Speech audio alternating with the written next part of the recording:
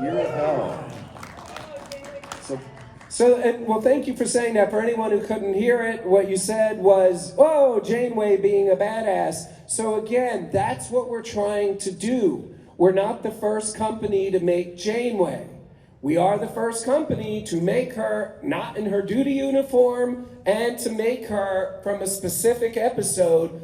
And again, people think I'm joking when I say this. I'm not. I actually fell in love with her during Tuvix. Not the opening. I know the opening's horrible. But once it's over, when she's walking down the hallway at the end of the episode and you realize she had no choice. Like anything she said or did was bad. But she was the one person who had to make the call. No votes, no democracy. Sometimes one person has to make a tough call. That's when I fell in love with her. But if that episode didn't exist, this is the one where I would have been like, yeah, Janeway, that's my captain. So we're very intentionally picking costumes and moments from episodes that have never been done before. So you can have a complete Janeway collection. You don't have her wearing that outfit or coming with the accessories that we are designing, and we will probably reveal later this year. Yeah, odds are you don't have this next one. So this is Worf from Star Trek Generations. Tell us about this one, Brian. So, as you may or may not have heard, our plan is every other wave to be bridge crews. So, Worf, of course, will be coming out in the bridge crew wave, but we're also kind of doing this thing, and I don't know if we invented this or not. If I had to guess, we didn't. But we're trying to do these kind of like mini waves within waves. So I don't want to do any spoilers for the rest of this wave and future waves. But needless to say, should we get to the 1,000th figure that we're trying to get to, you will be able to make the entire crew as they appeared in Generations in the opening scene. And this is the first figure. Yes, he's dressed like that. Yes, I know Playmates did that. But he will also come with the full uniform. So he will be able to pre-plank, stand there and fit in with the rest of his crew. Right. Spoiler alert, sorry. So figure 12, tell us about it. So as Savannah said, we have an email address that people send us ideas. We've received well over 4,000 emails, probably over 5 by now, but we got a lot of emails. I always wanted to do T'Pol. I feel like T'Pol has always been an underserved character with merch and with toys, but so we always knew we were going to do a T'Pol in Wave 2, but we didn't know which T'Pol. This is the T'Pol. To say by popular demand is an understatement. This is the T'Pol almost everybody asked for. So this is season 3 and 4, T'Pol from Enterprise, and she will be in Wave 2. All right, figure 13, another sailor.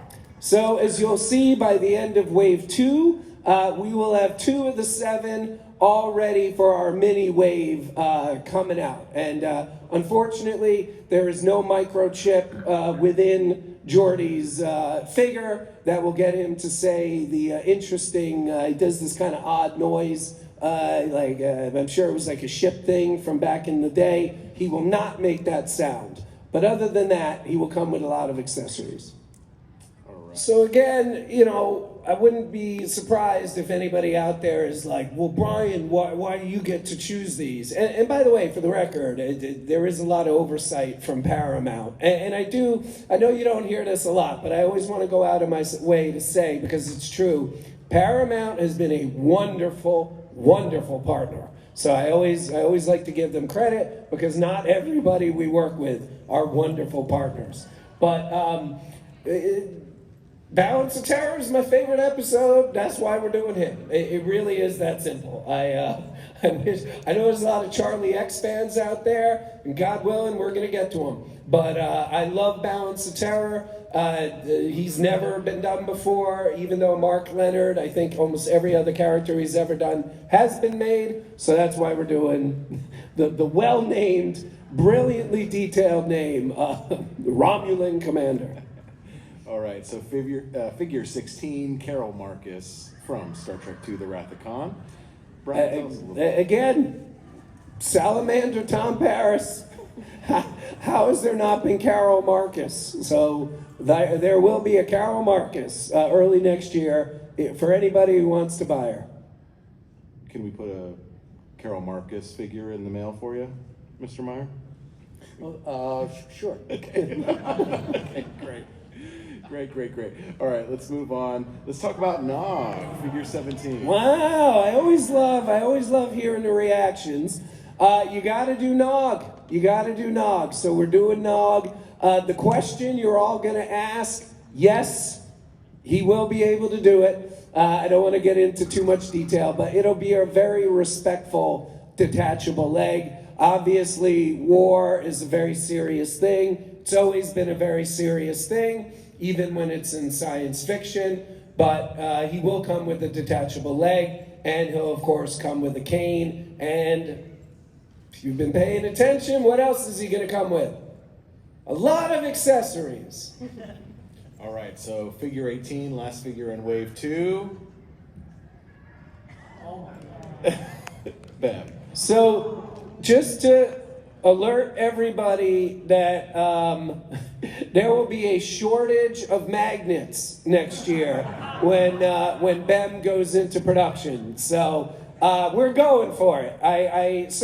We chose, for those of you that don't know, BEM can literally separate like his head from his neck, his arms from his shoulders, his legs from his hips.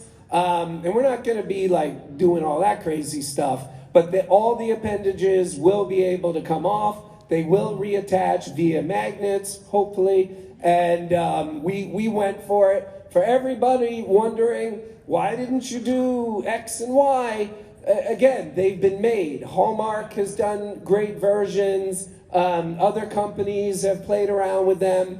We try with every wave, and I heard it. I heard a lot of people say, oh, that's what we're trying to do. We're trying to show you that we get it, and we want to do cool stuff that'll go on your shelf with all the other cool stuff that's come before us. Star Trek Toy Story. I would love that.